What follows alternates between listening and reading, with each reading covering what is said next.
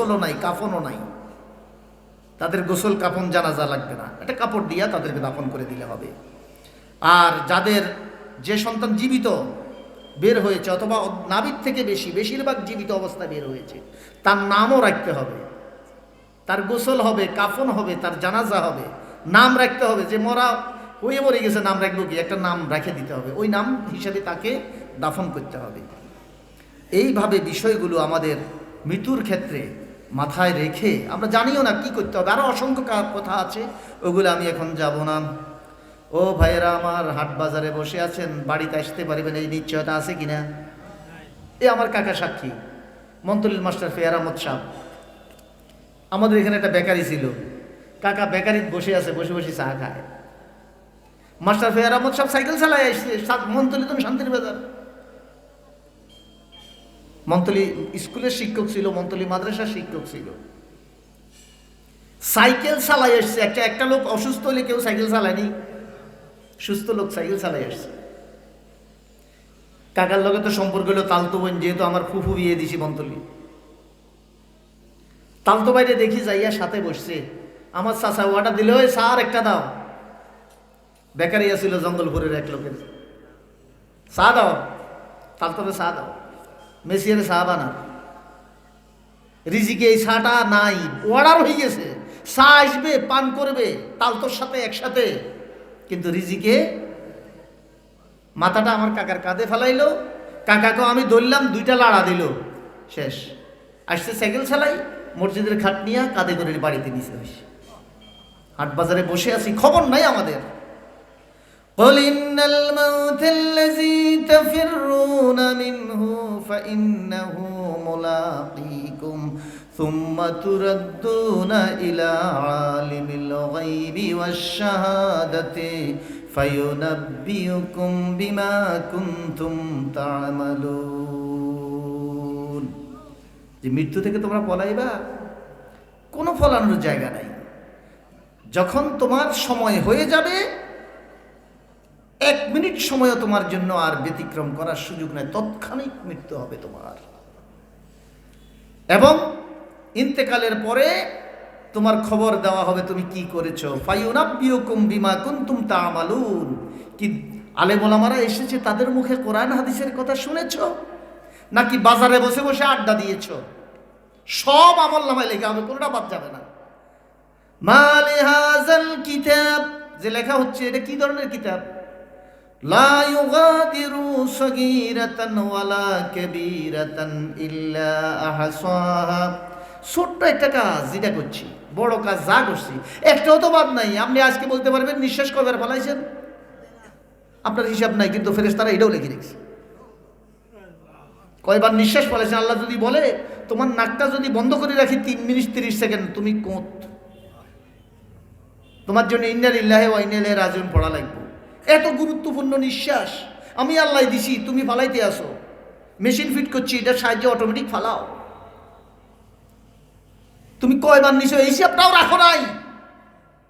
মানে আমার শুকরিয়া কিভাবে আদায় করেছো, একটুও শুকরিয়া আদায় করো নাই, এটার জবাব আমরা দিতে পারবো না।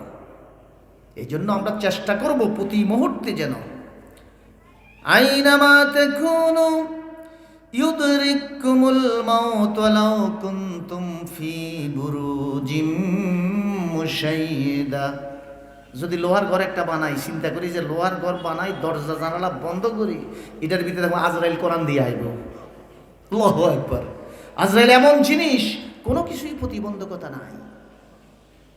আপনি যে বিল্ডিংয়ের ভিতরে বই মোবাইল টিপেন, মোবাইলের নেটওয়ার্ক আমাদের ঘরের ভিতরে যায় কি যায় না? ও মা, কয় কি? তাহলে একটা মোবাইলের নেটওয়ার্ক যদি ঢুকতে পারে, আল্লাহ পাকের হুকুমে আজরাইল ঢুকতে পারবো না কিভাবে? এটা আপনি চিন্তা তো করতে পারবেন না। আল্লাহ রাসূল বলছেন, যারা আইতুমুল জানাজা, যখন কোন জানাজা দেখো, ফাকুমু লাহা, দাঁড়িয়ে যাও, হাত্তা তাখাল্লাও, আগে চলে যায় যেন, আউতু, দাঁড়ো। জানাজা দেখলে আমরা যেন দাঁড়াই। আল্লাহ রাসূল বলছেন, মান সাল্লা আলাল জানাজা ফালাহু কিরাতুন। জানাজার নামাজ পড়লে কয়েকটা উপকার। এক হলো আমার মনে মৃত্যুর কথা মনে হবে, আর হলো আমার জানাজার নামাজ পড়লে 1 কিরাত সওয়াব হবে। দাপন পর্যন্ত অপেক্ষা করলে 2 কিরাত সওয়াব আমার আমল নামায় লিখা হবে। এরপরে আল্লাহ রাসূল বলছেন ইসরাউ বিল জানাজা, তাড়াতাড়ি করো, জানাজার দীর্ঘদিন ফেলাই রাখিও না, দীর্ঘ সময় ফেলে রাখিও না, তাড়াতাড়ি করো। কেন? এই তাড়াতাড়ির কারণটা কি? ভাই ধরেন আমার একটা পুরস্কার আসতেছে, আমার একটা আনি দড়ি রেখে আছেন, আমি পুরস্কার লইতাম যাইতে দেরি ওর, আমার কাছে ভাল লাগবে? এটা ভাল লাগতো না। বলা হয়েছে লোকটা যদি নেক কাজ হয়, কাররেব তুমুহা, তার পুরস্কারের দিকে তারা আগাই দাও, তাড়াতাড়ি। সে নেককার, তার পুরস্কারের দিকে তারা আগাই দাও।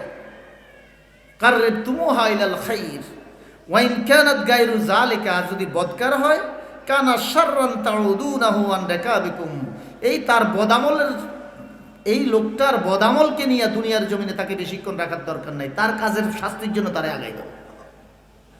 সুতরাং জানাজাকে বেশি দেরি করার জন্য নিষেধ করে দিয়েছেন।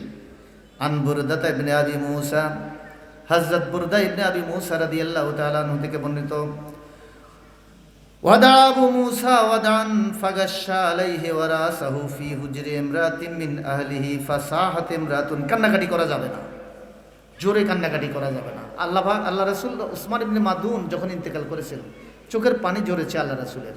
চিৎকার করে কান্নাকাটি করা যাবে না, কেননা চিৎকার করে কান্নাকাটি করা মানে হলো আল্লাহ পাক যে কাজ করেছে এটার প্রতি আমি অসন্তুষ্ট হয়ে গেলাম।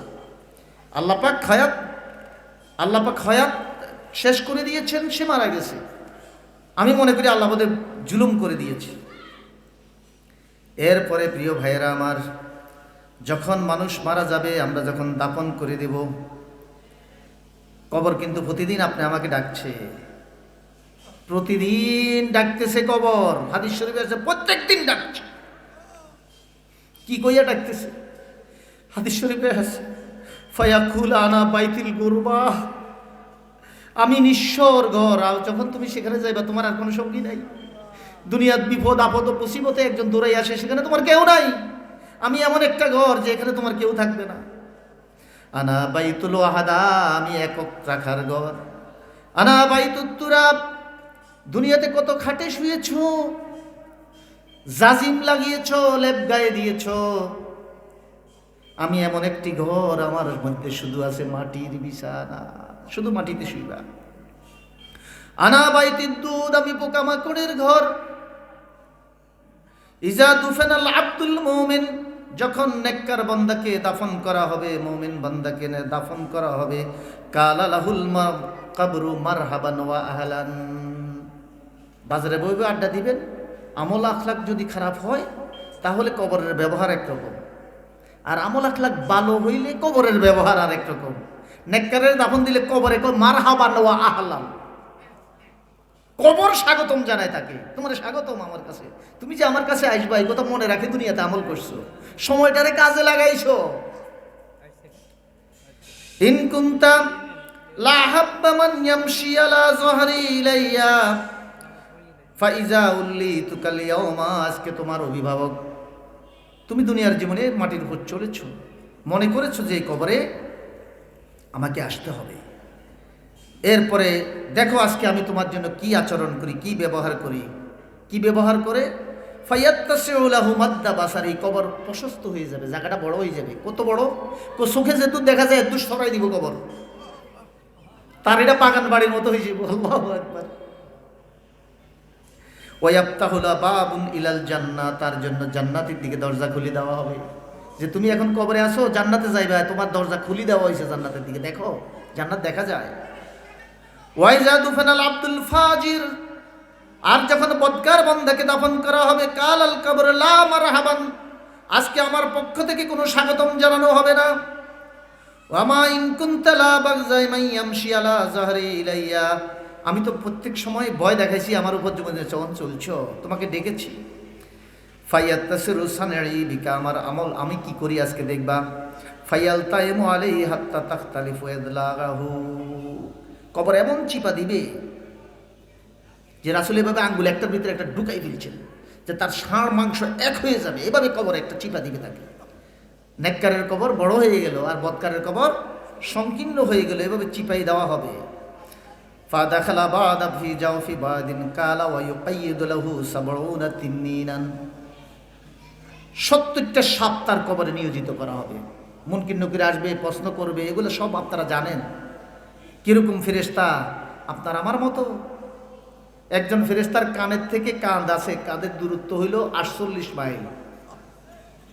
মাইসেরাতা সফর হাদিস শরীফে আছে 48 মাইল। আল্লাহ রাসূলের কাছে যে ফেরেশতা প্রথম ওহী নিয়ে আসছে, কয় যা মালাকুন জালেসুন আলাল কুরসি, আমার কাছে ওহী নিয়ে আসছে জিবরাইল আলাইহিস সালাম রাসূলের কাছে প্রথম যখন ওহী আসছে হেরা পাহাড়ে, জালেসুন আলাল কুরসি, কুরসি চেয়ারে বসা।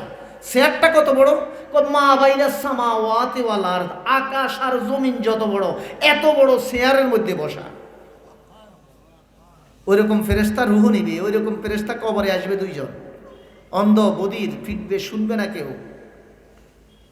70টা সাপের যে কথা বলা হয়েছে আল্লাহ রাসূল বর্ণনা দিচ্ছেন, লাউ আন্না ওয়াহিদাম মিনহা নাফাখা ফিল আরদে, যদি ওই সাপগুলার একটা দুনিয়ার জমিনের মধ্যে নিঃশ্বাস ফেলাইতো, একটাই, মা নাবাতাতিল শাইয়ান মা বাকিয়াতিদ দুনিয়া, দুনিয়াত কোনো গাছপালা হইতো না, সব জ্বলে যেত, কোনো ফসল হতো না দুনিয়ার জমিনে।